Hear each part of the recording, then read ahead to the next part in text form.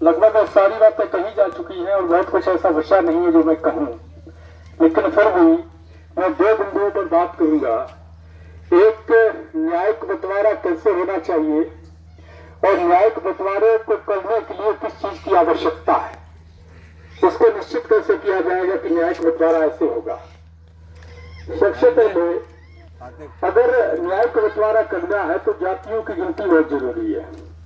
हमारे समाज में देश के अंदर 1882 से जातियों की गिनती होती आई है, ये कोई नई मांग नहीं है। 1931 तक ये लगातार चलती हुई, 41 में भी हुई थी।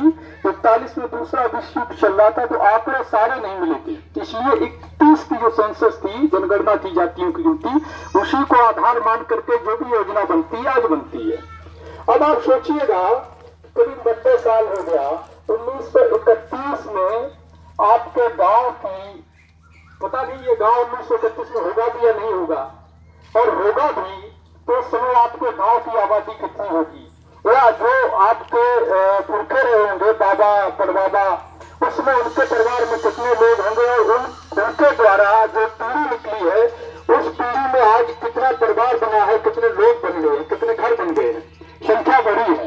उसी तरीके से आज जो 1931 की गणना के अनुसार ओबीसी हम लोग जो 52% थे, आज हमारी आबादी करीब जो है 60-65% होगी, लेकिन अभी तक गिनती नहीं होती है ओबीसी की और सामान्य वर्ग की।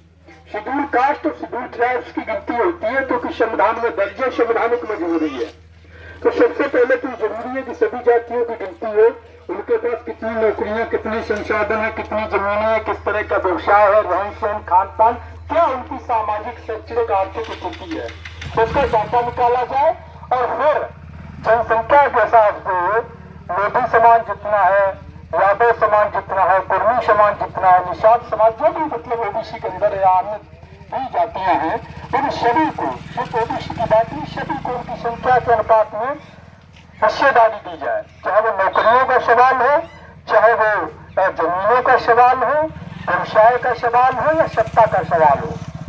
जैसे मान लो कि 100 में अगर लोधी समाज की जनसंख्या 10% है तो 100 वैकेंसी में 10 लोधी समाज को मिलनी चाहिए, 5 यादव की है तो 5 यादव को मिलनी चाहिए। लेकिन होता क्या है, जनसंख्या हमारी 10 जरूर है लेकिन मिलती एक ही है, कभी कभी 2 भी नहीं मिलती। तो अन्याय होता है हमारे साथ में, जिनकी जनसंख्या 1% है उनको 10 दी जाती है ना, उनको ज्यादा दिया जाता है। इसलिए जाति जनगणना जरूरी है और ये राष्ट्र हित की एक बहुत बड़ी पहल है। राष्ट्र का निर्माण भी जब होगा जब राष्ट्र का हर एक नागरिक, हर समाज का व्यक्ति संपन्न होगा, समृद्ध होगा, शिक्षित होगा। क्योंकि आज हमारे गांव में अगर कोई एक व्यक्ति समृद्ध है, जिसके पास हजारों एकड़ जमीन है, बहुत सारा धन दौलत है, नौकर चाकर है, बाकी सारे गांव के लोग ऐसे हैं जिन्होंने शाम को खाना खा लिया तो सुबह खाना मिलेगा या नहीं मिलेगा इसी की टेंशन में रात भर जाग रहे हैं। सुबह अगर मिल भी गया तो शाम को बच्चों का पेट भर पाएंगे या नहीं भर पाएंगे, यही चिंता सता रही है। तो क्या ऐसे में हम अपने गांव को समृद्ध कर पाएंगे? क्या हमारा गांव समृद्ध है? एक व्यक्ति समृद्ध है, गांव तो समृद्ध नहीं है। गांव समृद्ध कब होगा? जब उस एक व्यक्ति के बराबर सारे गांव के लोग होंगे, तब गांव समृद्ध होगा, तब गांव मजबूत होगा, शिक्षित होगा, स्वस्थ होगा, खुशहाल होगा।